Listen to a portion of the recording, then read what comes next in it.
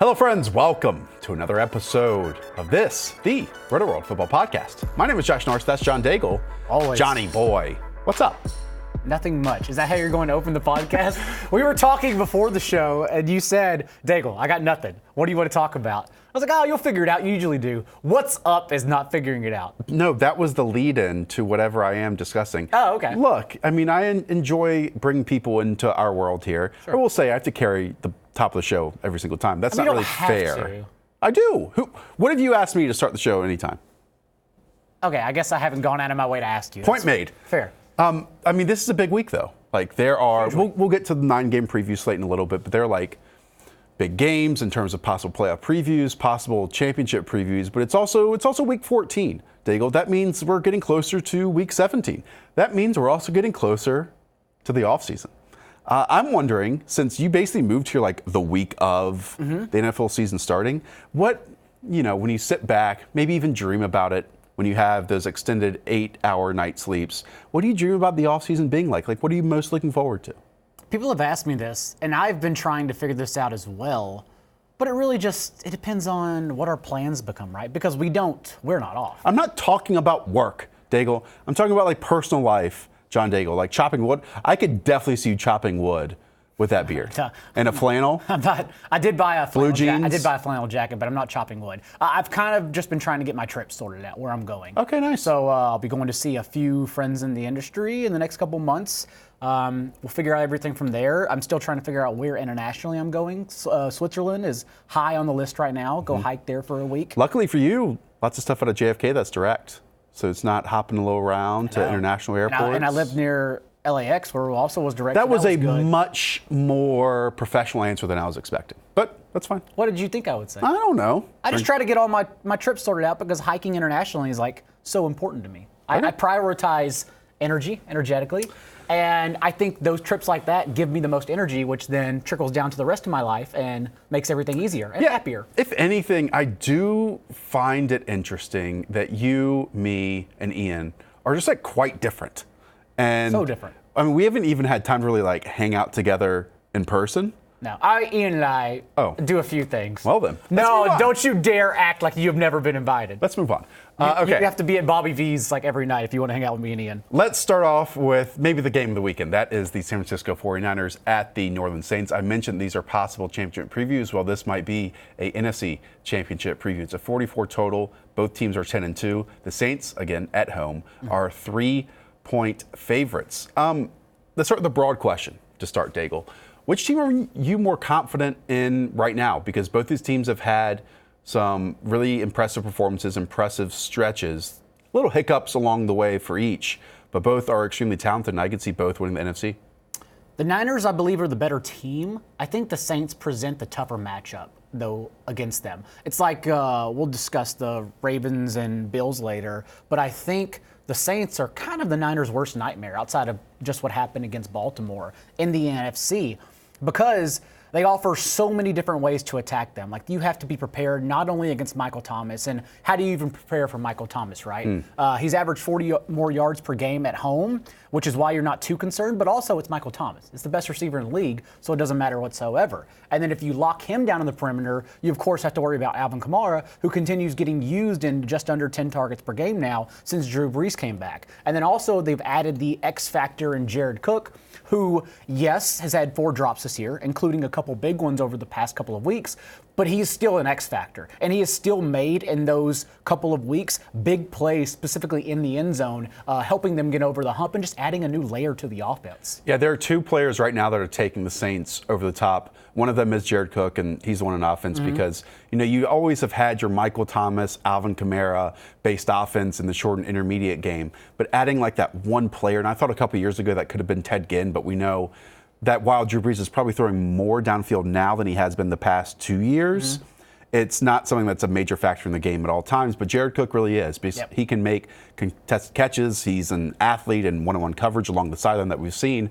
Then also defensively, Marcus Davenport, this is the reason why they traded up back in the first round to get him. We're traded up in the first round and spent 2 first-round picks on him because he gives you that extra presence along the outside to complement someone like Cameron Jordan. Again, I still think Cameron Jordan can win Defensive Player of the Year. down the stretch. This is a difficult game for the Saints, though, and I'll tell you why. Andrews Pete, most likely out in this game, a really top-tier offensive guard in the NFL. We don't know about Teron Armstead, dealing with a high ankle sprain. He's been limited in practice. If you don't have those two pieces along your offensive line, where Drew Brees has been pressured on just 26% of his dropbacks, the lowest rate in the league. Meanwhile, the 49ers pressure the opposing offense at the highest rate in the league. That's, to me, if we're looking at one matchup in this game, that's where this game's going to be won and lost, because we saw one of the worst performances of the Saints this year against the Falcons, pressured constantly. Can the 49ers do the same thing? Plus, if D Ford comes back, that presents a bigger issue. It's funny because we all have our guys defensively. Like Greg Rosenthal around the NFL, he has Darius Smith as a Defensive Player of the Year candidate. You have Davenport. Cameron Jordan, yeah. And then I am usually touting Nick Bosa right now. And Ian's more of a Stephon Gilmore guy. But either way, yes, that's the key matchup here. However, I think the Niners offense against the Saints defense with Lattimore healthy is a big one. Like, how do they respond? Because we've seen in the past 2 weeks, the more Sanders has gotten healthy, Deebo Samuel has kind of faded away into wide receiver 3-4 territory. Right now, he's living off touchdown production, and we can't project for touchdown production, especially because he's only caught 2 balls in his past 2 games. But that's why I think, were you about to say Sanders? No, I was actually going to bring up the Saints passing game in this one, because I picked this one up from Rich Rebar, his worksheet. The 49ers secondary hasn't allowed a lead wideout to reach 50 yards in a game since Juju Smith-Schuster in week 3. Interesting. And, I mean, that's drastically different than what we've seen from Michael Thomas, who leads the league in receptions, who might break the single-season record for receptions this season. If he doesn't cross that 50-yard mark, then we know that the 49ers defense has completely won this battle. Yeah, we think they're for real already, but that's a clear, important battle. On the other side of the ball, I still think the X factor is Emmanuel Sanders, because last week, he dealt with that injury for a while there, but then last week he played a Niners high. He's been with the team 5 games and played 98% of their snaps, all but 1. He has played 40% of his snaps with the Niners from the slot, and they've allowed the second most slot receptions to opposing receivers. So it's a good matchup in the middle of the field for Sanders, especially if they get him more involved there. And the backfield, your guess is as good as mine. I would love to have an answer. Would love to project. I would think Mostert is the safest option among them, and quite honestly, Tevin Coleman just hasn't been good. Right. And Tevin Coleman played 10 snaps. So, you cannot trust Tevin Coleman whatsoever. You're probably actually dropping Tevin Coleman in leagues and stashing someone wherever applicable, like a Raquel Armstead or something like a league winner. I think so, a league winner. Wow. Because what is Tevin Coleman going to do in a 3-headed timeshare with Breida back? Well, it's a timeshare that I have no interest in playing any of the pieces. And game script, And with Matt Breida back in the lineup, it's possibly Breida seeing immediately the most touches. It's one of those that, we don't get a direction from beat writers, from the head coach heading into games.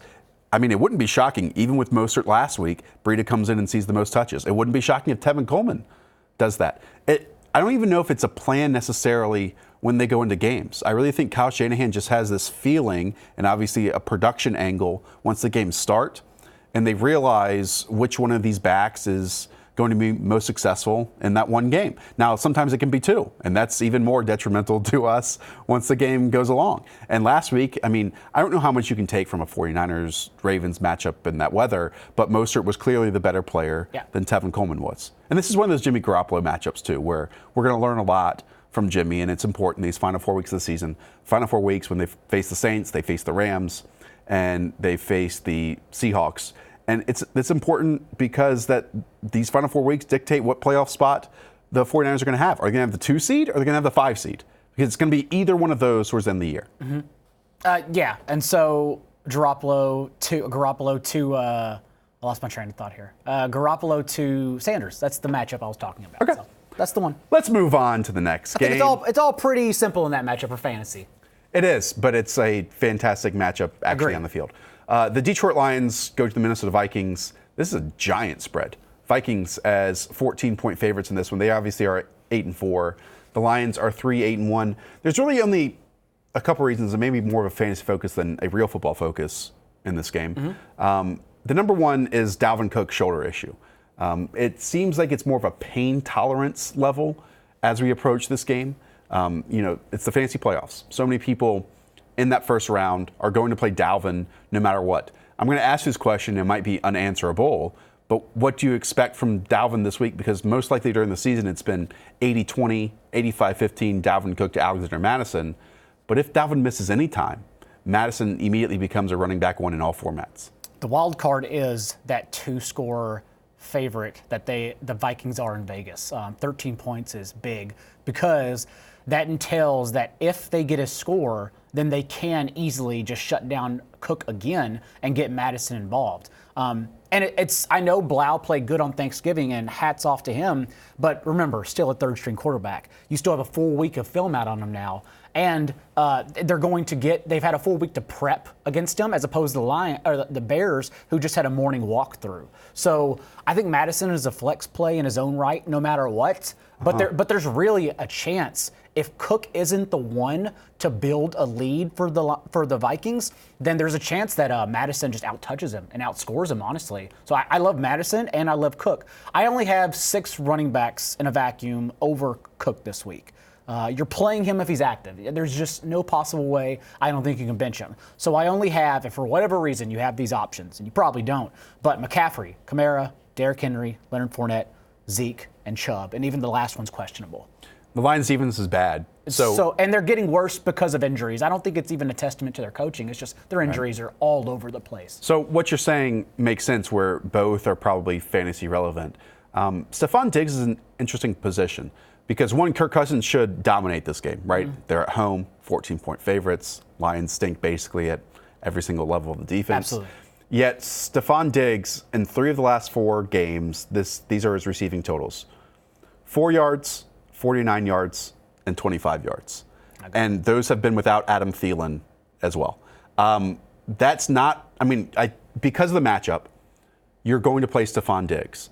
But this isn't a situation where we can say heading into it, oh, Stephon Diggs is definitely going to be a top 12 wide receiver, no matter what.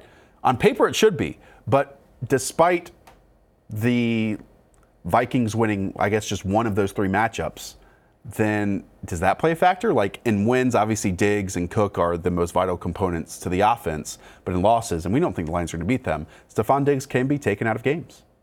He can, but I still think he's top 20. Not top 12, but top 20. I know the production hasn't been there, but I'm not too concerned, especially if Thielen is out. The big one, though, it took a while to decipher, and it's clear now the winners have been, without Thielen, the running backs in the passing game, because Dalvin Cook, as we said before he left, he was averaging 6.5 targets per game, as opposed to 3 with Thielen on the field. And the biggest one is obviously Kyle Rudolph.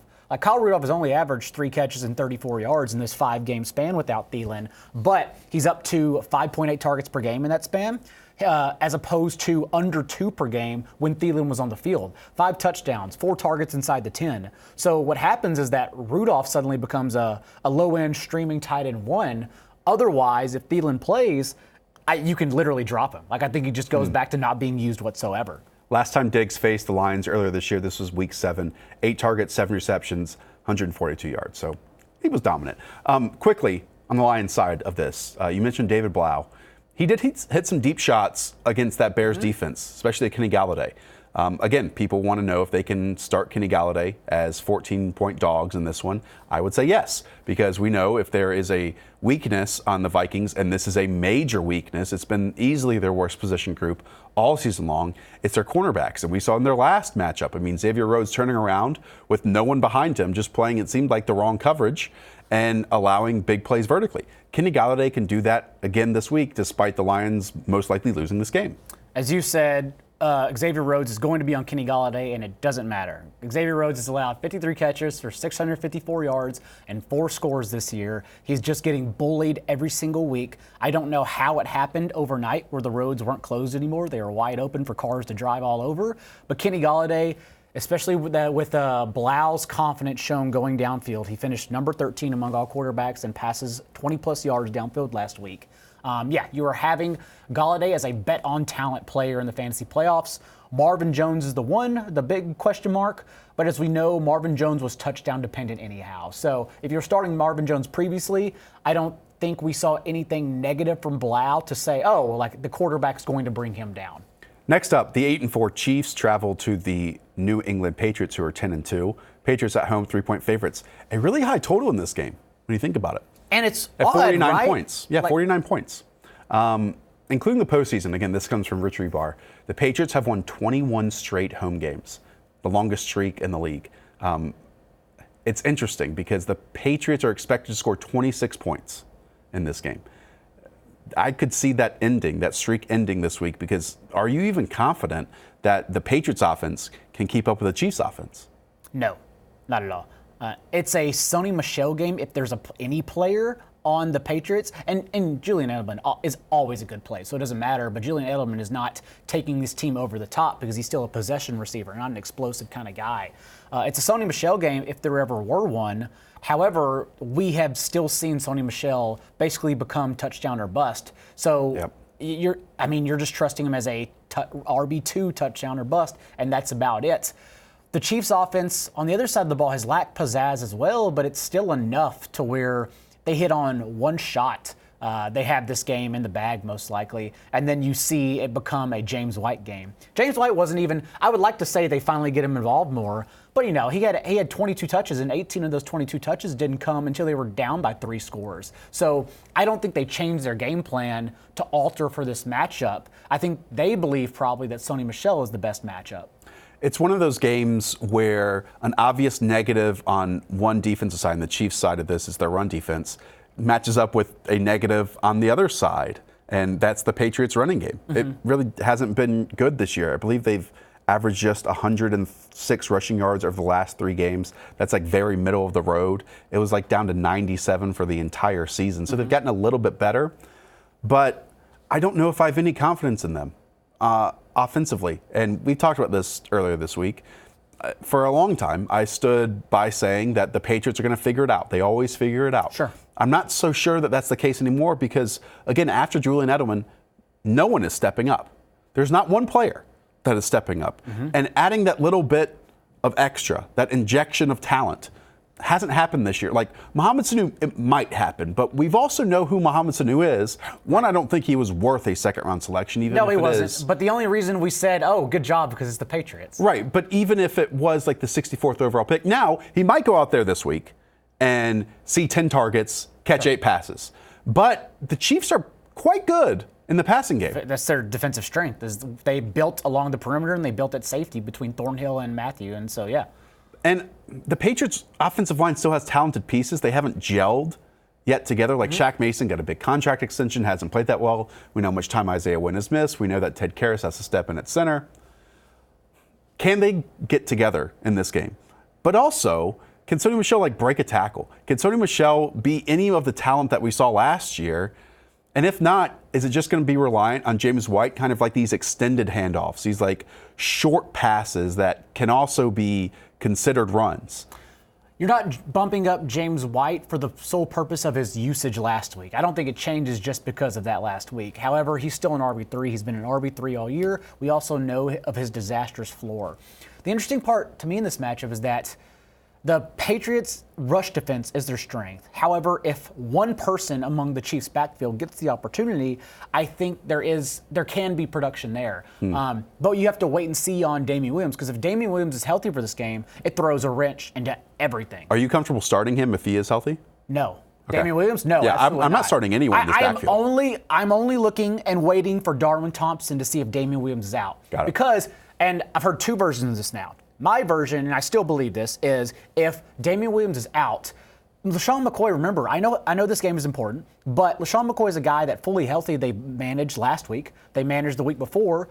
We talked about it on Monday's pod. Andy Reid came out and said he knows Lesean McCoy better than anyone, and he has to keep him managed for the playoffs. He only got 3 targets and 5 carries in that game last week. So if Lesean McCoy, Spencer Ware, who I'm not even concerned with. Spencer Ware is just Jay Ajayi of the Chiefs. And Darwin Thompson are the only 3 active backs. I would assume that means 60% of the workload for Darwin Thompson. And thus, because he is a receiving back, he didn't get a target last week, but he is a receiving back overall, that's who I'm interested in. But if Damian Williams comes back and just mucks this whole thing up, you really can't trust any of them. Also, I've heard, friend of the show, Rich Rebar that you mentioned, he's on the other side of this argument, and there's good reasons for it. He thinks that it's McCoy, Darwin, and Spencer Ware, then it's the McCoy show because this game is important. I'm not touching it, dude. I know. I totally get it. I'm not touching it. I'm touching it, Darwin Thompson and flex, if it's those three I mentioned. 100%. One final thought. The Patriots defense last week gave up big shots, big plays to Kenny Stills, to the Texans passing game. We know the Chiefs have an explosive passing game. Yeah. Now, on a drive-to-drive basis, I talked about this in the Sims podcast, it's just not there. Because you're a superstar and you're growing on me. No, I've been on that show before. It's just not there, though. And I don't know the answer to that. I don't know if, like, NFL defenses have caught up to, the route combinations that Andy Reid throws out there, or the ones that Patrick Mahomes favors, or if it truly is just Tyreek Hill and Travis Kelce. But even with all that said, and maybe without those big plays on every single drive, Patrick Mahomes is still making big plays. Yeah. Like that fall-away throw that he had to Travis Kelce, who leapt up and levitated over the middle of the field and fell down and straightened his back. And that's an amazing play that you don't see week to week. I am a little nervous that this Chiefs team just isn't as complete as it used to be. And I'll go back to the point that they just don't have a Kareem Hunt on it right now. And I know that we got Damian Williams last year for the final 3 weeks of the season and 3 weeks in the playoffs. But that was just a 6-week span. And that's just not a large sample size at all. This season's a much larger sample size, and it's been very iffy. There hasn't been one player to step up and create yards on his own like Kareem Hunt used to be able to do, especially in the passing game. And that's worrisome to me right now as the 8-4 Chiefs. Maybe their ceiling is that 4 seed, because I don't think they're going to reach the Patriots unless they win this game, obviously, and they're not going to reach the Ravens at 10-2. You can't trust this person outside of dynasty leagues, but it has been brought to my attention. Sigmund Bloom of Football Guys said this, that in this matchup, and it makes a lot of sense, McCole Hardman is that guy, is the missile heading for the Death Star and looking to make it explode. Hey, Dagsy, think it's a good idea to bring Pat on? Might as well. Might as well. That's RotoPat. Patrick Daugherty. Pat writes the rankings up on Rotoworld. Go and check those out for all your first round of the playoff lineup decisions. Pat, how does the pressure feel knowing that, a quarter, a half of all fantasy players out there are just hanging on your rankings to win them their matchups this week? What's the pressure like? And actually, you do kind of feel it. You're like, it is incentive. There's 3 weeks left in the season. It is incentive not to mail it in because you will hear about it if you do. I don't want to lose anyone any money. Right. So, I'm as locked in as ever. That is not. I feel like I sound permanently sarcastic, but that is not sarcasm. No, and it wasn't sarcasm earlier in the year when you said how difficult the job is to do rankings each and every week. So, Patrick, we appreciate you. It's the world's toughest job. That has been proven. We have spreadsheets now that prove that this is the world's toughest, most stressful job. So, all right, let's hit on the first game that we're going to talk about with you. That is the Baltimore Ravens traveling to the Buffalo Bills, who are 9-3. We know the Ravens are 10-2 on the road. Actually, last time I checked, Daigle, the Ravens are 5.5-point favorites. Pat, both of these teams are really hitting their strides. We know about the Ravens, and we've seen them on national television. They're the team that everyone loves right now, our Ravens. Meanwhile, I think kind of quietly, Pat, the Bills are doing the exact same thing, and that Thursday night win over the Cowboys, I think, showed a lot of promise. Josh Allen has 5 rushing touchdowns in his past 5 games. Doesn't have the rushing yardage floor that an historic Lamar Jackson has, but Josh... So he's not getting the 100-yard game. Last year, didn't he become the first player since Michael Vick to have back-to-back 90-yard games last year, Josh Allen? He's not quite doing that, but his legs have not gone away in the red zone, which, we kind of expected Josh Allen to be Mr. Spiked weak this year, Mr. Volatile. And instead, he's just been shockingly steady. Hasn't had a ton of blow-up games, but is keeping his floor intact. And, this is the Ravens defense is really coming into its own in the second half of the season. So this is going to be one of the toughest matchups Josh Allen has had all year, but his floor is so bankable that I'm keeping him in the QB 10 to 12 range. Heading to Buffalo's backfield, Devin Singletary, you may have to give some people some confidence here because he is in that fringe RB2, RB3 mold, but he is fresh off a season high, 78% of their snaps. And he does have the same matchup that Mostert just ran wild against the overrated Ravens defense. So where are you ranking, according to other players in that territory, Singletary this week?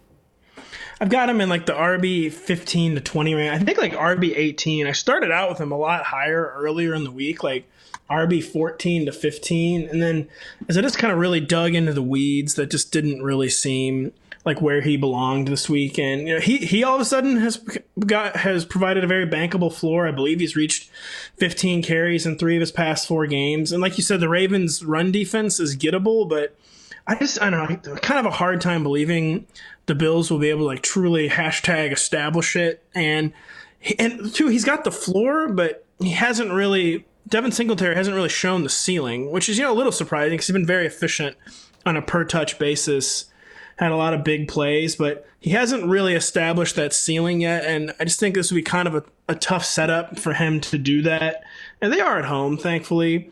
But especially with his floor, him being all floor basically so far, I just think he's more of a low-end RB2 than high-end RB2 this week. I think part of that, Pat, and it's when I watch him, he's just not one of these players that's going to reel off like 30, 40-yard runs multiple times in a game because he doesn't have a great athletic profile. We talked about that. Most importantly, like his biggest trait is his vision, and so that's how he can pick up kind of that steady floor you're talking.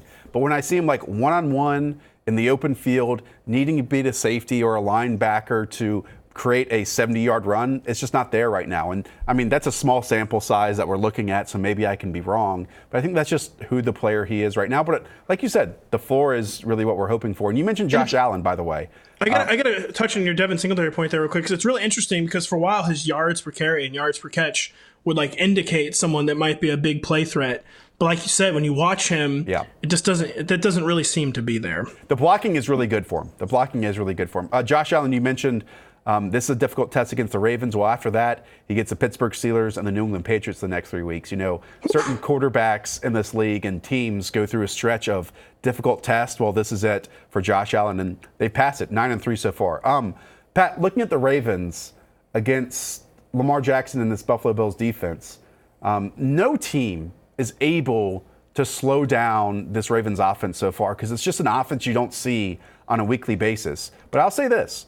The Ravens do have, I think, a defense that might be able to match up personnel-wise because you have Starlo Tulele, who's a big body up front. You have Ed Oliver, who can get up the field. You have 2 rangy linebackers, athletic linebackers, and Matt Milano and Tremaine Edmonds.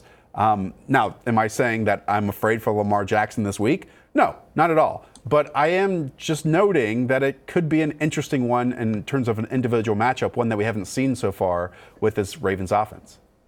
Yeah, it could be another tougher passing day for him, which he's coming off maybe his least impressive passing performance of the season, and the Bills have allowed the 3rd fewest quarterback fantasy points. But the thing with Lamar Jackson is like it's no longer like if he'll save a down passing day with his legs. It's like we know he will. Like he's hit 60 rushing yards in like 9 or 10 straight games, 400-yard rushing performances. I mean, he's scrambling. He's doing QB keepers. He's going through his progressions, and then I guess that was scram. I was just gonna say scrambling a different way. He's running every which way, and it's for real. And even if he's facing a defense that's going to make his life difficult through the air, and one of the reasons his life is difficult through the air is because 2 of his top 3 receivers are Seth Roberts and Willie Snead, with the supposed number 1, a rookie who's been battling health issues all year. So the weapons are just kind of questionable. So he could have another tough day in the air, but I mean, his legs are an every week thing. Like they're not going away.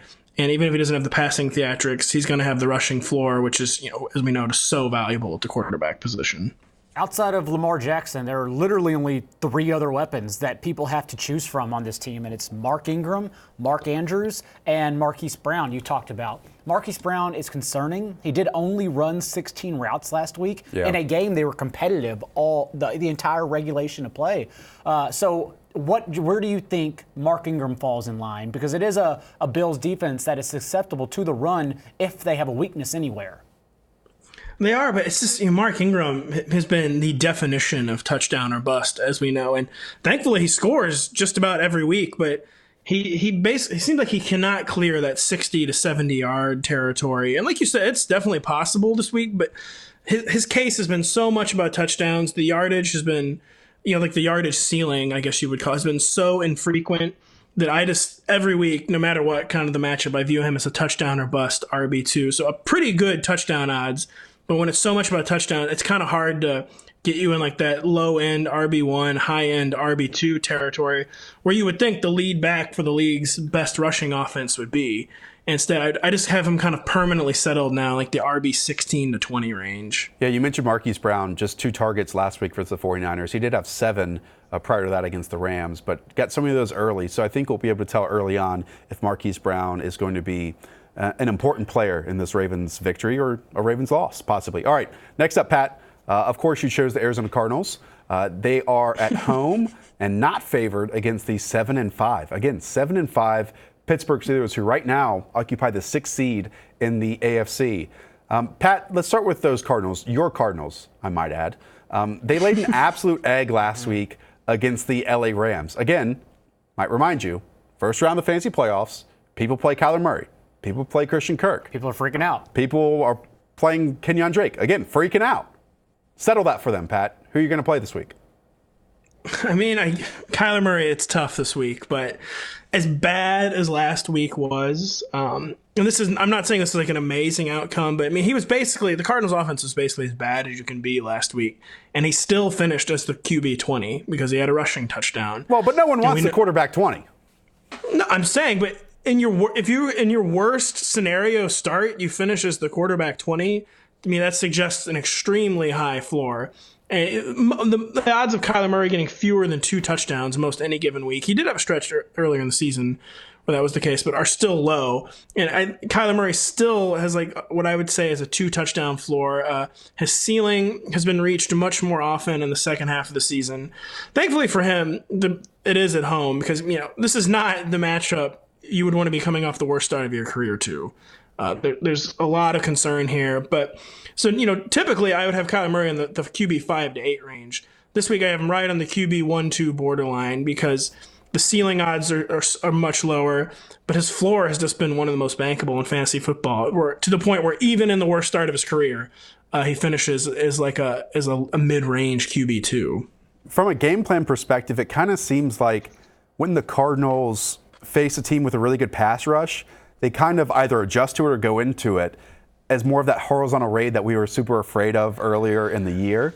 It was Panthers week all over again last week is what you're saying. Well, and this is all over again because, the Pittsburgh Steelers can definitely get out of the passer. I mean, TJ Watt, Bud Dupree, even more Cam Hayward up front. Like, this is a really, really good defense. And part of that is Christian Kirk. I mean, last 5 games since returning from injury, Kirk has that one game against the Bucs. 6 catches, 138 yards, and 3 touchdowns. And the other 4 games, Daigle, just 19 catches, 151 yards, and no touchdowns. Just not trustworthy right now.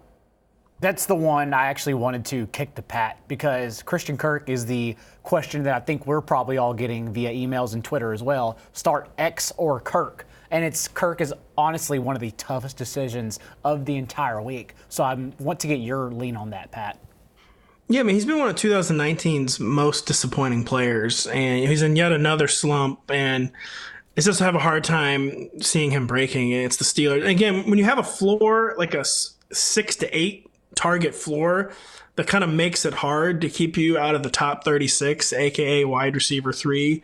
But he's a last gasp wide receiver 3 this week, and I would consider people playing, Robbie Anderson over him, or like maybe even James Washington over him. I do have James Washington higher in the rankings, actually. And just when you have the targets, you can construct a case in your mind, isn't crazy. Like, this guy will get the targets.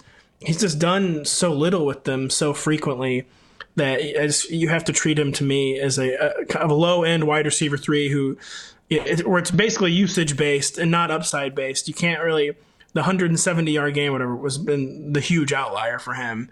And you might not have better options. So then it's not like he's like the world's worst wide receiver 3, but that's what he is a low end wide receiver 3. Quickly on the Steelers side, Daigle, what's your trust level in James Washington? Because we know last week with Devlin Hodges, his duck hunting buddy. Mm-hmm. They went duck hunting again this week, by the way. Wow. At least Duck gives him a shot to catch some of those ducks. In the end zone. And then also I want to get your read on Benny Snell versus Jalen Samuels, because Snell had more touches last week, 17-9, but we know Samuels had more snaps.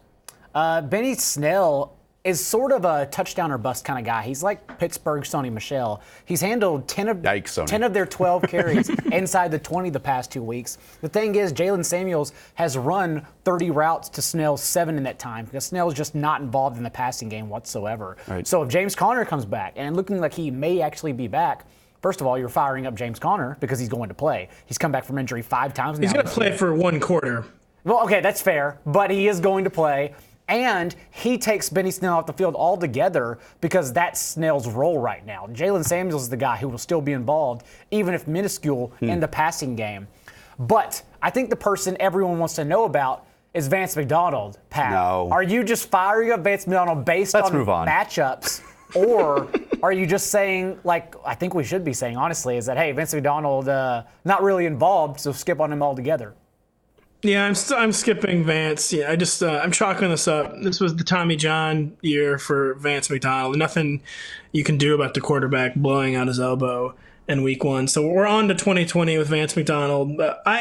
So this week's, for me, Vance McDonald this week is James Washington, who is extremely risky wide receiver 3 because it's not like his volume is about to spike with Devlin Hodges at quarterback. But 5 to 6 targets is probably enough to have a wide receiver 3 day against the Cardinals, because the Cardinals aren't just giving up big days to tight ends. They're giving up big days to receivers, too. And I would rather bet on James Washington hitting 1 or 2 big plays than I would on Vance McDonald, getting 40 yards or whatever for the first time since, week 2.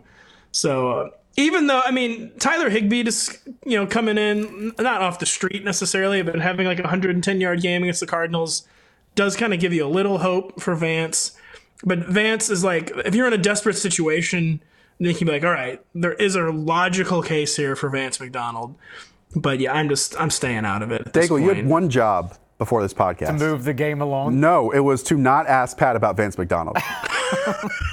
Because, look, we already had 12 videos this preseason about Vance McDonald. Right. We just didn't need to bring that up, old wounds with Pat, and then we certainly didn't need to bring it up in week 14 when he's irrelevant. Not to stick on this subject, but people are going to rank him as a top 10 option. So Moving on. I'm just it's Nick Vannett week. Seattle Seahawks visit the Los Angeles Rams, which might actually be a home game for Seattle. Would not be surprising to me at all. And on the road, the Seahawks are 1-point favorites. This is drastically important for both teams in terms of their playoff picture, because Seahawks right now are 10-2 in that 2nd seed, and the Rams are outside looking in, even though they are the 7th seed right now at 7-5. This is also Sunday Night Football. 48 total in this one.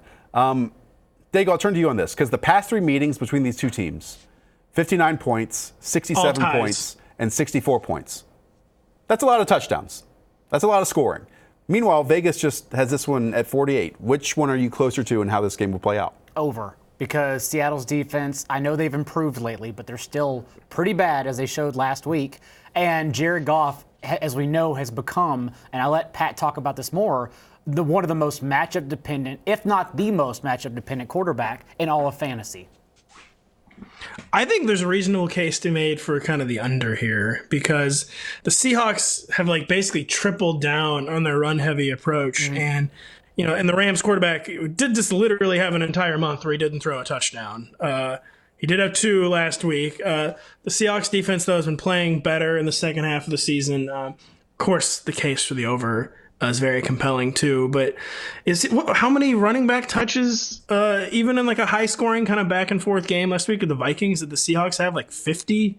It's just I'm not telling you. I don't make betting recommendations because I am not good at that. But I understand the case for the under this week. I don't even remember what your question was, John. I just started talking about the under. No, I think it's fair that you should just make Vance McDonald recommendations and leave it there. Okay. And Todd Gurley did have 28 touches in a win over the Bears a couple weeks ago, 20 last week. We saw that Sean McVay came out and said that he was asked why he wasn't getting more touches, and he said, well, it's because I was an idiot, and now he is. The other part of that, Pat, and you brought this up, it's disruption on Jared Goff. That's the key to every Rams game. Can they protect him? Can they give him time?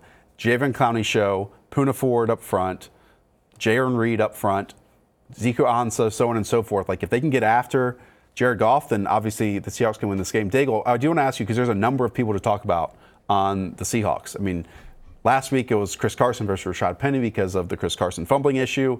It turned out to be both were applicable players. Both found the end zone. I believe Penny found it twice. Is that even going to be the discussion this week, or are we going to go back to more Chris Carson and then benching Rashad Penny because the Rams have a very good defense. It's exactly as we talked about last week, though, right? Nothing changed. Chris No. Carson, low-end RB2, Rashad Penny flex. And Okay. I don't think anything they did changes that scenario.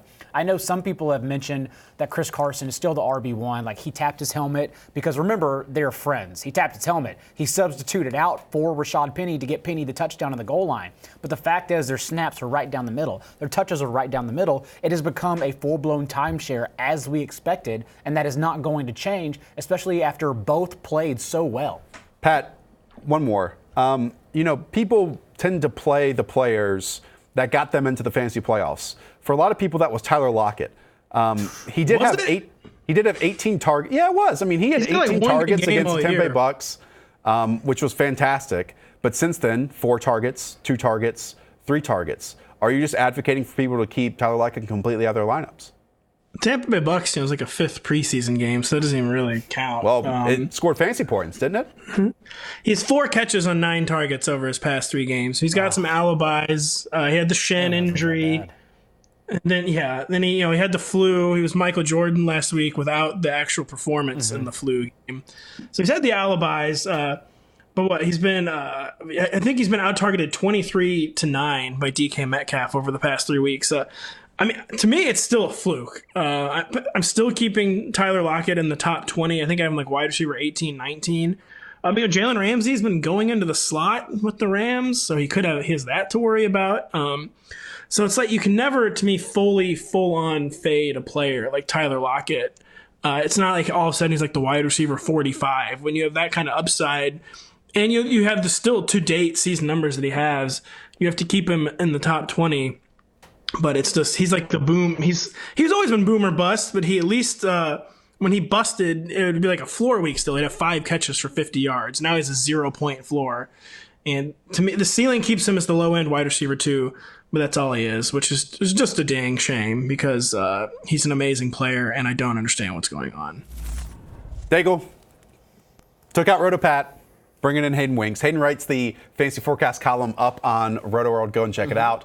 If you haven't checked it out for the first 13 weeks of the NFL season, shame on you. Loss, yeah. But start now. Week 14, fantasy forecast, loaded with information. Hayden, let's start off with the Indianapolis Colts at the Tampa Bay Bucs. Bucs favored by 3 points. 5-7 Bucs, 6-6 Colts. Colts are on a skid, man. It's a team that, Hayden, that was winning these close games. They were coming out on top of these close matchups, but everything's caught up to them. And I think a lot of that is because of the real street free agent skill position players that they're playing on their roster right now. And then that's versus a team that's loaded with skill position talent in Jameis Winston and Chris Godwin and Mike Evans. I don't even know what question to ask here, but are the Bucs a team, because they're at home, they're favored, that you're even considering firing up Jameis in the first round of your fantasy playoffs? Yeah, I would. Jameis broke his 6-game 300-yard streak last week, but I think that was more of a fluke. They jumped out early, didn't end up scoring any touchdowns. This game should be close. Jameis loves to pass the ball. I don't see any reasons why he wouldn't be approaching 300 yards, plus all the upside with Mike Evans and Chris Godwin. And the running game's just a complete disaster. Rojo is still the starter, apparently, but Peyton Barber got all the touches and all the goal line carries.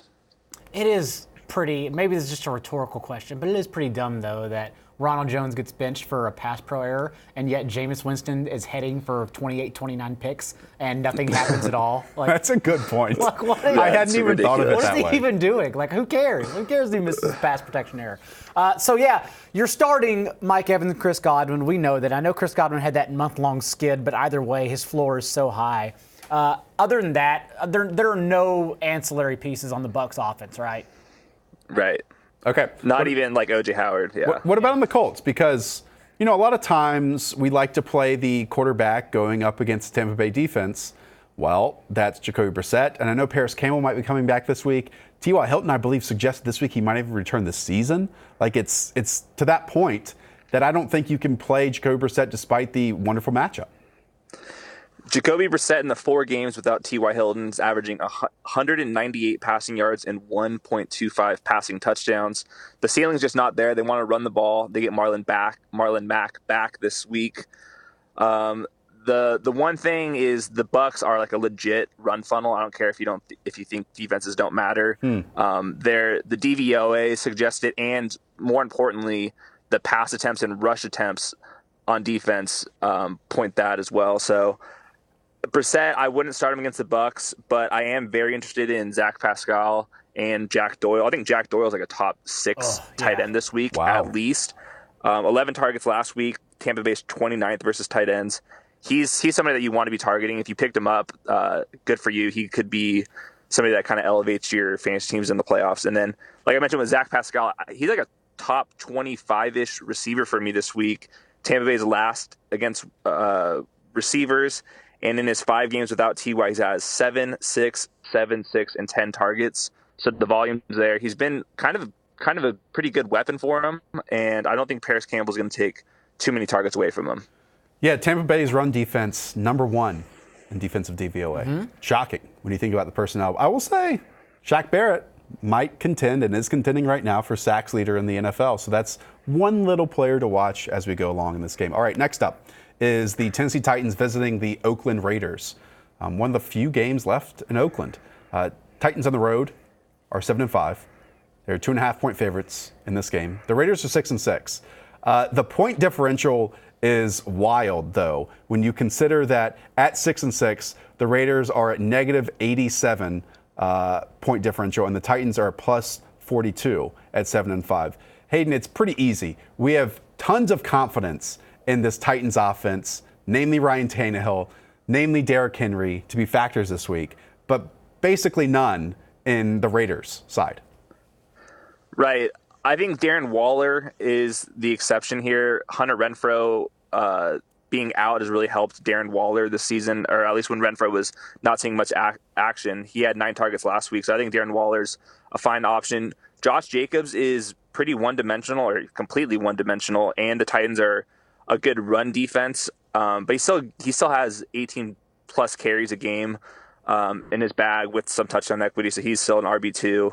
Derek Carr is obviously an avoid, and then we have to kind of decide if we think this Tannehill upgrade is like actually something that we can predict moving forward, or if that's kind of just like a fluky couple games. His advanced metrics are off the charts, like completion percentage over expected, like through all depths of the field. So maybe it's sticky, but it still kind of feels weird to me. That's why I actually want to dive into the Titans offense more, because DVOA, the matchup in general, everything suggests, even rational coaching, everything suggests it should be good for Tannehill in the passing offense against the Raiders secondary. But the fact is, they just haven't used him because it's still Derrick Henry's offense. Tannehill, as good as he's been, he hasn't had 23 pass attempts in 3 straight games now. So can you trust Ryan Tannehill? Can you trust A.J. Brown? For as well as they've played, it still seems sketchy to go back to them. Yeah, the one thing that gives me a little optimism with Tannehill and particularly A.J. Brown is the Raiders are 31st in the league against 20-yard passes. So I don't think the volume's going to be there. Tennessee's last in pass attempts. Oakland's 26th in pass attempts. So I think it's going to be a pretty fast game. But maybe A.J. Brown, as we've seen, he's just a complete wrecking ball. Maybe he gets going on the deep play. But, yeah, it's kind of hard to get too excited outside of Derrick Henry here. Josh Jacobs said this week that he's been playing with a fractured shoulder since week 7, which is just crazy to think about because he's still a really, really good running back. And not to insult a fan base here, but man, do I want the Titans to make the playoffs instead of the Steelers. Like right now, the Steelers are the 6th seed, the Titans are the 7th seed. They're just so much more fun, so much more enjoyable for me individually as a collective than what the Steelers can bring to the table. Big picture-wise, though, I need to see them against the Texans and the Saints in upcoming matchups because their pass defense is still a major issue. Yeah, it is. I would say there's a lot more issues in the Steelers, though, including the running game, including the passing game, including all that stuff. All right, let's close it out with the Giants and the Philadelphia Eagles. This is Monday Night Football. Eagles at home, 8.5-point favorites, 5-7 on the season, as we know. Disappointing season for the Eagles.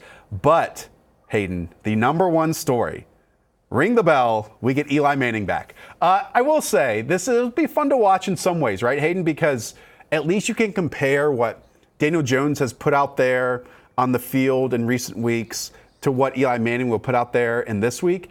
And as you know, Hayden, and you watched it, and I saw you were tweeting clips, what the Miami Dolphins receivers did to the Eagles corners, namely Devontae Parker, and throwing the football up and then catching it and mossing them constantly. I'm not sure if Eli's going to be able to give his receivers those types of opportunities because he's a very different quarterback than YOLO Ryan Fitzpatrick. Right. Yeah, the Eagles were getting absolutely destroyed. They're 29th versus receivers. Even Mike Gesicki was going ham against them. The big storyline is Eli and his win-loss record on his career. If he loses another game, he's going to have drop below 500.